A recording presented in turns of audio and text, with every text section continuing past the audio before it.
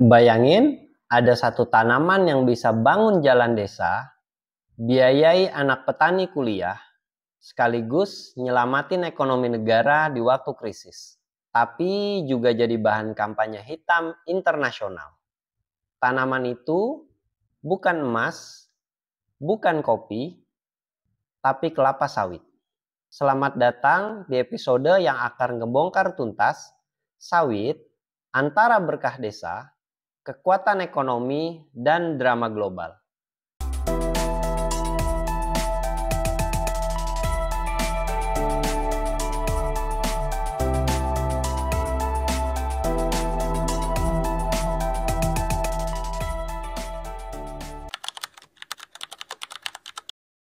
Sawit pertama kali dibawa ke Indonesia oleh Belanda pada tahun 1848.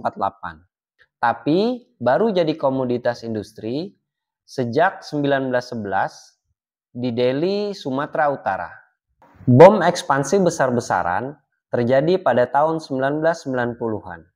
Saat kebijakan nasional mulai dorong swasembada minyak goreng dan ekspor CPO besar-besaran. Hari ini Indonesia adalah produsen sawit nomor 1 di dunia. Tahun 2024, produksi CPO kita mencapai 47 juta ton dan Indonesia kuasai 60% pasar global. Sawit itu kayak pahlawan devisa tanpa jubah. Tahun 2023 aja, ekspor sawit nyumbang lebih dari 500 triliun. Itu lebih gede dari semua ekspor batu bara, gas, dan karet digabungin. Walaupun turun di tahun 2024 jadi sekitar 440 triliun. Tapi bayangkan ratusan triliun devisa negara dari sawit setiap tahun. Keren kan? Sektor sawit juga serap lebih dari 16 juta tenaga kerja baik langsung maupun tidak langsung. Dan sekitar 2,5 juta petani rakyat menggantungkan hidup dari sawit. Nggak heran kalau neraca perdagangan kita tetap surplus, salah satu sebabnya sawit. Nah, ini poin penting. Di balik ekspor dan angka-angka ekonomi, ada kehidupan desa yang berubah drastis karena sawit. Saat ini, ada lebih dari 8.500 desa sawit di seluruh Indonesia, terutama Sumatera, Kalimantan, dan Papua. Desa yang dulu cuma punya jalan tanah dan listrik 4 jam sehari, sekarang bisa punya jalan aspal, klinik, bahkan BUMDes aktif. Faktanya, rata-rata pendapatan petani sawit per hektar 3-7 juta per bulan.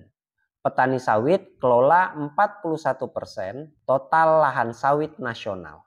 Nggak cuma itu, BPD PKS juga kasih beasiswa untuk anak petani sawit. Tahun 2025 ini kuotanya 4.000 orang. Pendidikan naik kelas, generasi baru petani makin melek teknologi. Beberapa desa bahkan punya koperasi biogas, tumpang sari sawit, tanaman pangan, dan pengelolaan limbah komunal. Tapi tentu nggak semua orang senang dengan sawit kita. Di pasar global, sawit Indonesia kena banyak tekanan. Uni Eropa misalnya, bikin regulasi EUDR yang intinya cuma mau impor sawit dari lahan yang bebas deforestasi.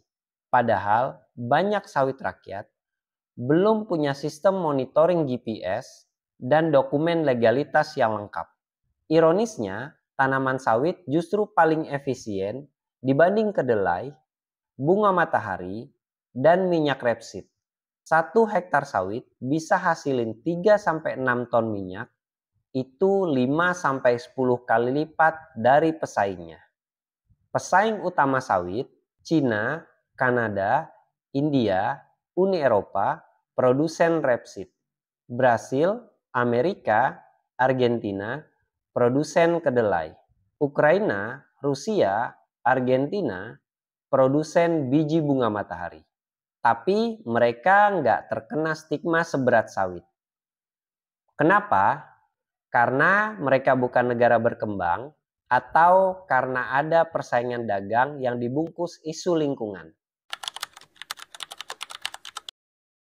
Indonesia punya PR internal, mulai dari konflik lahan, tumpang tindih izin, sampai keterlambatan replanting. Banyak petani kecil nggak punya legalitas yang kuat, padahal mereka mau ikut program berkelanjutan.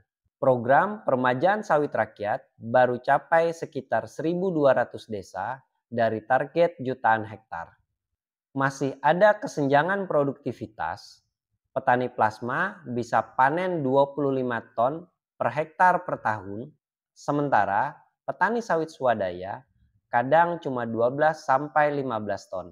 Tapi bukan berarti nggak bisa. Dengan digitalisasi, pelatihan, dan insentif yang tepat, petani kita pasti bisa bersaing.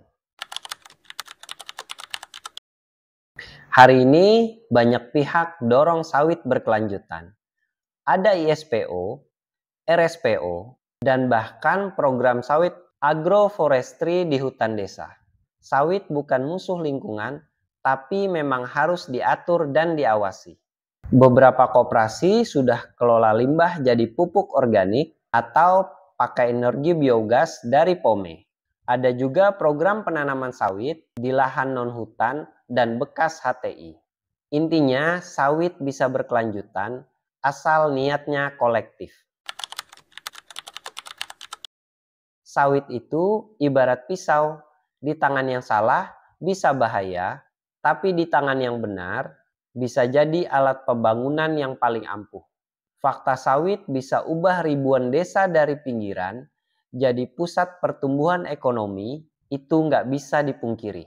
Kita nggak perlu tutup mata soal masalahnya, tapi nggak boleh tutup telinga dari semua keberhasilan yang sudah dicapai petani kecil kita.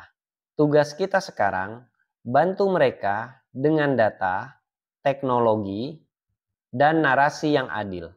Kalau kamu percaya sawit bisa jadi sumber solusi, bukan sumber masalah, kasih like dan share video ini ke temanmu. Tulis di komentar, apa ide kamu agar petani sawit Indonesia makin maju dan berkelanjutan.